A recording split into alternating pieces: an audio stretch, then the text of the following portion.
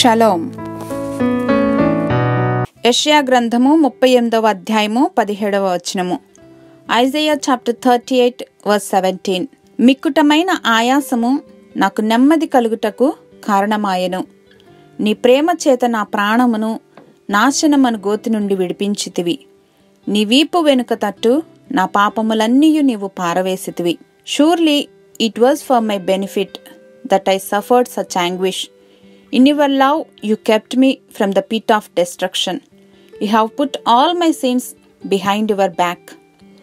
దేవుని యొక్క కార్యాలు, ఆయన ప్రణాళికలు మానవ మేధస్సుకు అంతగా అంతుపట్టవు.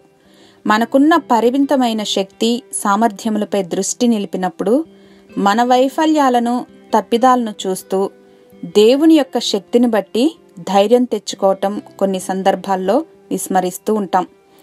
These things blinds us to God's viewpoint. ఆయన మన కొరకుంచిన రిసోర్సెస్ని, ఆయన చిత్తమును, మార్గమును గమనించనంతగా బ్లైండ్ చేసేస్తాయి.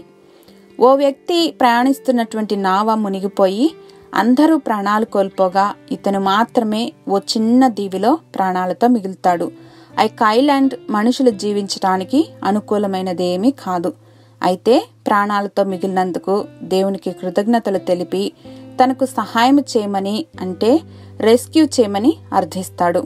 కొద్ది రోజులు ఏదైనా హెల్ప్ వస్తుందేమో అని ఆశగా ఎదురు చూస్తాడు. But none came. ఈలోపు ఏవో దొరికిన వాటితో ఓ చిన్న హట్ నిర్మించుకుని అందులో విశ్రాంతి తీసుకుంటూ ఉంటాడు.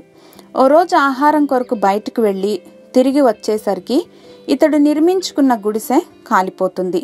బిగ్గరగా ఏడుస్తూ, oh God, how could you do this to me అని ప్రశ్నిస్తాడు.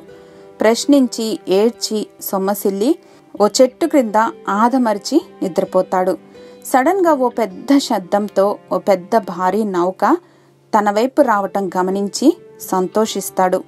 వారు వచ్చిన తర్వాత మీకెలా తెలిసింది నేను ఇక్కడున్నానని అని అడుగుతాడు. వారు ఇక్కడ నుండి వచ్చిన పొగ వల్ల మేము గమనించి వచ్చామని బదులిస్తారు. అందుకని సమస్తము మన మేలు కొరకే సమకూడి జరుగుతున్నాయని మనం గుర్తుంచుకోవాలి. It is so easy to get discouraged when things are going bad. కానీ నిబ్బరం కలిగి యెహోవా కొరకు ఎదురు చూస్తే దేవుని సమయంలో మనకు తప్పక సహాయం లభిస్తుంది. Remember that God is at work in our lives even in the midst of our sufferings. మా దేవా, 2000 సంవత్సరాల క్రితం మా కొరకు మీ ప్రియకుమార్ని పంపి మీ ప్రేమ చేత మా జీవితాలను నిత్య నరకాగ్నికి వెళ్లకుండా రక్షించారు.